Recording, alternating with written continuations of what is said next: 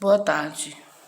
Mais uma vez nos encontramos aqui para mais uma aula remota. Esperamos que elas tenham realmente venham surgir efeito, porque eu vejo que não está tendo muito retorno das atividades. Ninguém não pergunta, ninguém não interage. Eu espero que Deus venha nos abençoar, que não fique perdido, porque o retorno das atividades de vocês, a participação, pode interagir comigo qualquer hora, é a forma que a gente sabe que está tendo resultado, né? É o meio que nós temos agora, é esse, então vamos aproveitar. Dando continuidade ao verbo, né? Nós vimos a definição, que era o verbo, a palavra de indicação, é estado e fenômeno.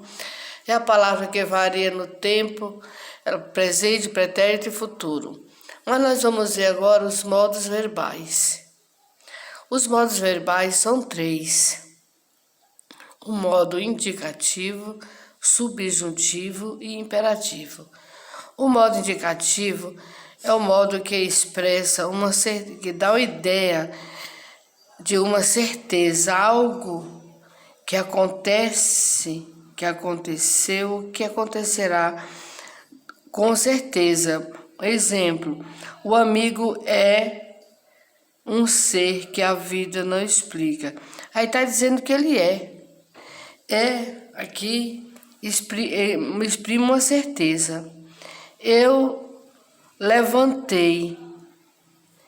Esse pretérito indica uma certeza que eu fiz essa ação. Eu levantarei. Posso até não levantar, porque o amanhã não nos pertence, mas está indicando uma certeza de algo que acontecerá comigo. Entendeu? Então, o modo indicativo é esse, é um presente, pretérito e futuro, onde expressa uma certeza. O modo subjuntivo, um pouco diferente, já não expressa uma certeza, é uma incerteza, uma possibilidade. Seria bom se meu amigo sentasse ao meu lado de novo. Passou para um desejo, uma incerteza, na verdade, algo que não é certo, é duvidoso, né? Um desejo de que isso aconteceria bom. Se, tá vendo? A possibilidade aí. O modo imperativo.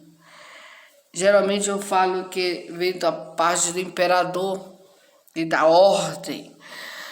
Tudo que nós falamos, entre, por favor.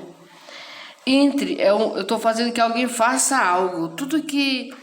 Todo verbo, quando nós falamos, que faz com que alguma pessoa faça algo para nós, seja pedindo, ordenando, aconselhando,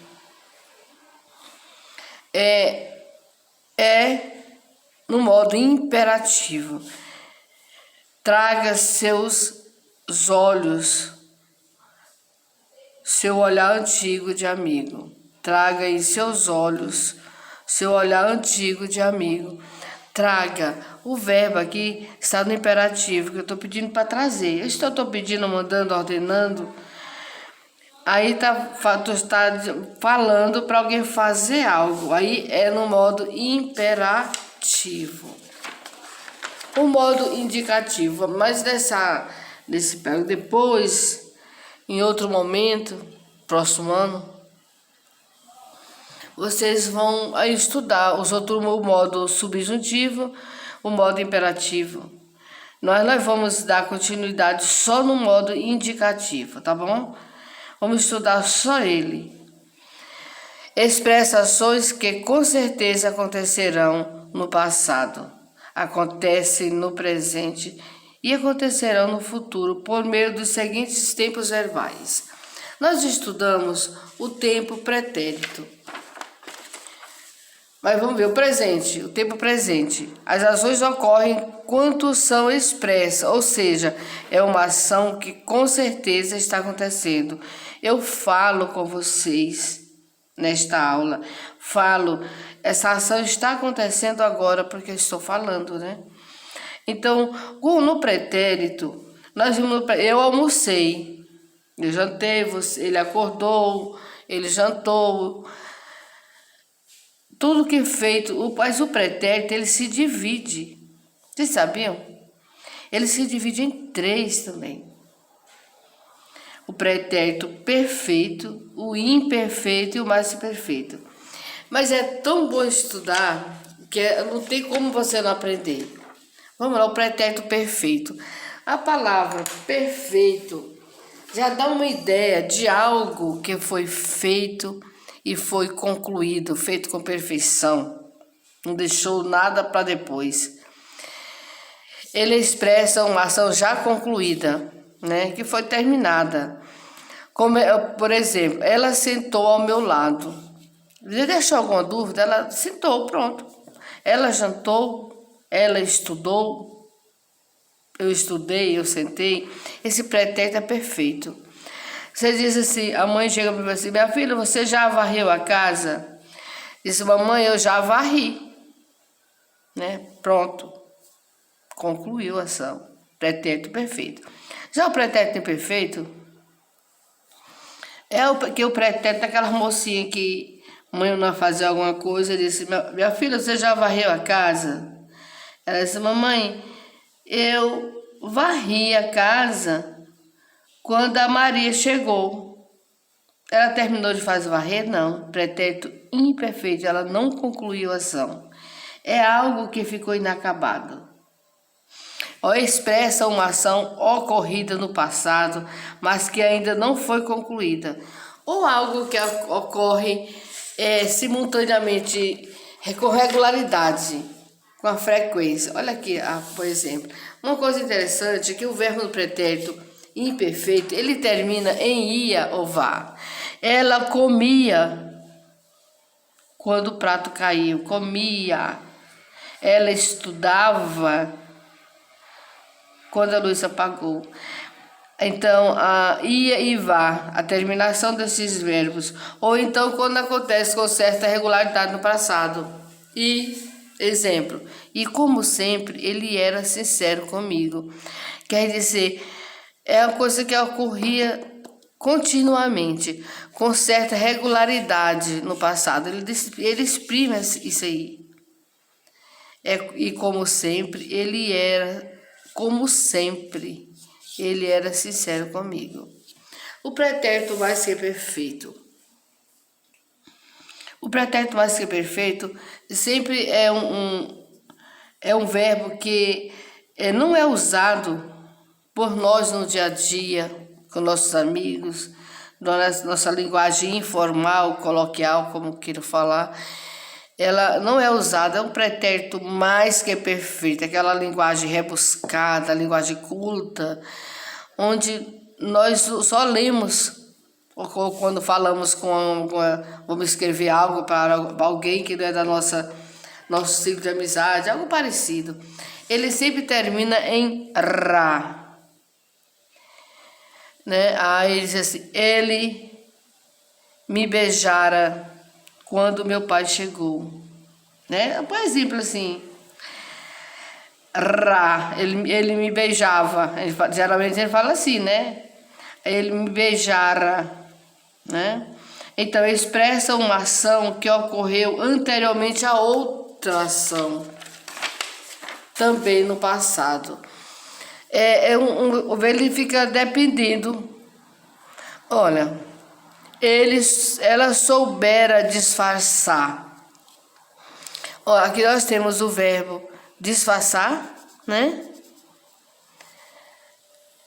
E soubera. Aqui está no infinitivo, sei, mas aqui, ó, soubera. Nós não falamos soubera, nós falamos da forma composta. Ela tinha sabido disfarçar. Essa aqui é o que nós falamos com mais regularidade. Soubera. Se ela soubera, ela tinha sabido. Então, se ela tinha sabido, acabou. Se for soubera, nós não usamos. Aqui nós temos, ele chegara perto. Alguém fala com você, sobre algo, se a pessoa conseguiu algo, não, eles chegaram perto. Nós não falamos, ele tinha chegado perto, mas não conseguiu, né? Quer dizer, essa ação tinha chegado. Se ele tinha chegado, ele chegara. Ele chegou, né? Mas chegou, ele chegou, é o pretérito perfeito. Mais que perfeito, ele tinha chegado. Ele chegara. Sempre o verbo quando está no pretérito mais que perfeito é este aqui, ó. Mais que perfeito. Uma linguagem bem rebuscada, linguagem culta. Ele chegara. Se você botar o acento, ele deixou de ser um verbo no pretérito mais que perfeito. Passou a ser futuro. Ele chegara. A sílaba tônica é esta aqui. Ele chegara. Tá vendo? Quando bota o acento, a sílaba tônica fica sendo essa. Ele chegará. É o quê? Futuro. Né? Interessante. É tão bom estudar português. Um simples acento, a falta dele, muda completamente o contexto. Né? Ele chegará amanhã. Né? Ele chegará amanhã. É o que? Um futuro. O futuro, né, que você vai falar com certeza. Ele chegará. Agora, ele chegará, sem acento, é pretérito mais que perfeito. Agora nós vamos ver o futuro. O pretérito se divide em três: perfeito, imperfeito e mais que perfeito. O futuro não. O futuro se divide em dois: futuro do presente e futuro do pretérito. O futuro do presente expressa uma ação que certamente acontecerá. Eu almoçarei. É ou não uma certeza que eu estou dando? Sim, uma certeza. É o futuro do presente. Agora, no presente, eu tenho certeza que vai acontecer isso aí. Exemplo, almoçarei em casa todos os dias. É uma certeza que eu tenho. Almoçarei.